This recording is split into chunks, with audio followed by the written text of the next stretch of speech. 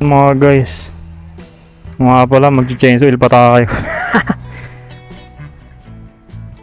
Tingnan nyo naman guys yung ano natin, langis. Ayun yung langis yun. Langis ng 2,000 plus. Palitan ko pa pala yan. Buti na lang naalala ko. Palitan ko muna guys. Ito yung gagamitin natin.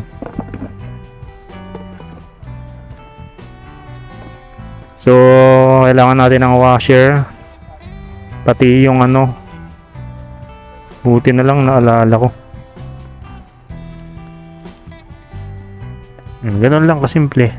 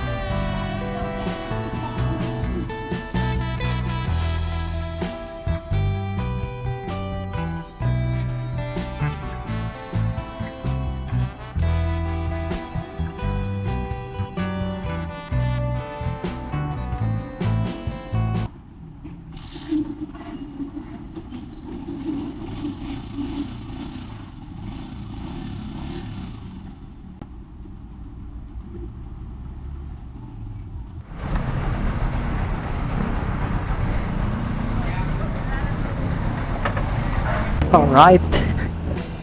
Nakapag-chainsaw oil na tayo. Nakapagpalit na tayo ng spark plug. Alright. Okay pa naman yung oil. May itim na nga lang. Tagal na rin ng ano. Maabot ng 2,000 plus. Pinalitan ko na rin guys yung spark plug kasi tagal na yun eh. Mahigit 10,000 kilometers na yung tinakbo. Kaya kailangan na nating magpalit. Di ko alam kung okay yung sunog, pero rusty naman yung sunog sa ano. Rusty naman yung sunog sa pinakang tip niya. Nga lang parang makarbon na siya. Kailangan na sigurong maglagay ng carbon cleaner pag nagpa-full tank tayo. Matagal na rin yung spark plug na yun, kaya kailangan na talagang palitan. Kasi pagka ganun, malalakas tayo sa konsumo sa gas. Magkakaroon ng maraming unburned gas pagka hindi malakas sumunog yung spark plug natin. Hindi ko lang na tignan kahapon kung magkano ba yung spark plug na yun. Wala kasing resibo nung inano sa akin, tsaka sa ko binili. Basta gumastos ako kahapon ng nasa 420 mahigit. Mga 420 yun mahigit. 80 na lang yung sukli eh. Ano lang yun, oil, washer, saka spark plug. 3 items lang. Diba? Ganda na ulit ng Ganda na ulit ng takbuhan. Pwede na tayong record natin yan. 40,155 kilometers. Yan. So, siguro tayo. Mag-change oil tayo yan is aabot ng 41,600 mga ganon.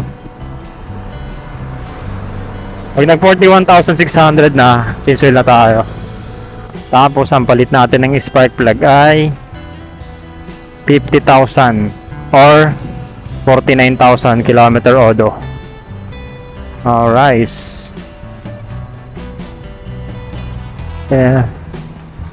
Siyempre may masabi dyan na kami nga yung motor ko nga halos ilang taon na hindi pa ako nagpapalit ng spark plug. So iba-iba naman kasi tayo ng pag-maintenance sa motor. Sa inyo naman yan kung hindi kayo susunod dun sa user manual. Ako kasi sumusunod. Pero hindi naman totally sunod na sunod yung sa user manual, guys. Konti lang. Para nang sa ganun, maiwasan natin yung problema dito sa sa motor. Mas magastos kapag nagkaroon ng malaking problema yung motor eh. Medyo na yung kahit pa paano nakakasunod tayo ng bahagi sa user manual. Kung may mga user manual kayo, nandun lahat ng detalye. Hindi naman lahat, yung mga basic maintenance lang nandun sa catalog na ito.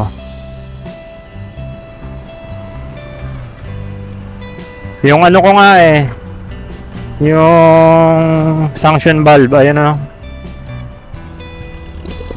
yung secondary air filter, hindi ko pa na papapalitan.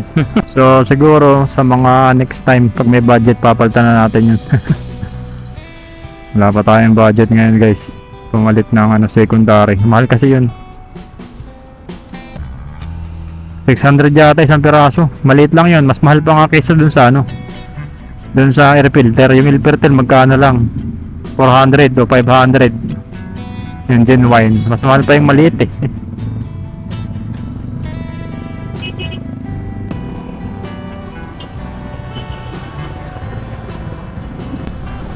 Ganda nitong Raider na to, kulay purple yung kanyang mugs. Panis. Oh, dang, ganda. Ayos, ganda ng setup din. Simple lang. Simple lang, pero ang dating naiiba. Iba rin talaga kapag naiiba ka. Yung halos wala kang kaparehong setup. Kahit simple lang, naiiba yung dating. Nakakasilo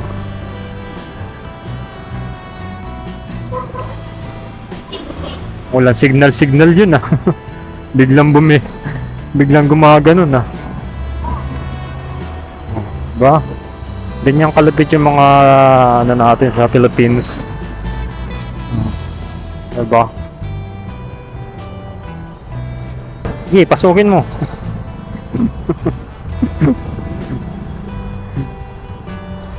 Salubong papasok na papasukin pa. Sasalpok talaga. Mahirap, guys, pag hindi nakatuon yung clutch cable mo sa ganitong sa ganitong bakbakan. Ngangalayin ka talaga dito. Kailangan maganda yung tono ng clutch. Pag ganitong ayan binibitaw-bitawan ko lang yung clutch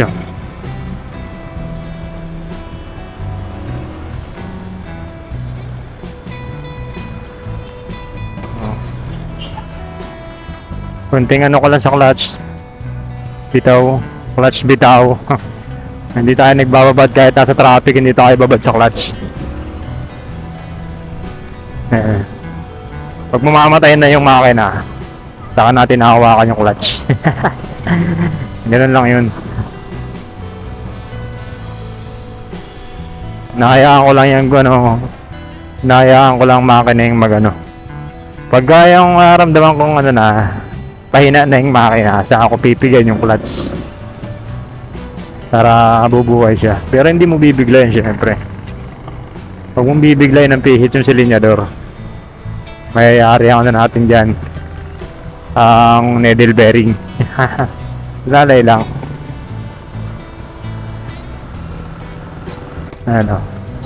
Ayan, may hamster. Ayan, saka lang natin nahawakan bitaw, prangkada. Lang, half shift, bitaw.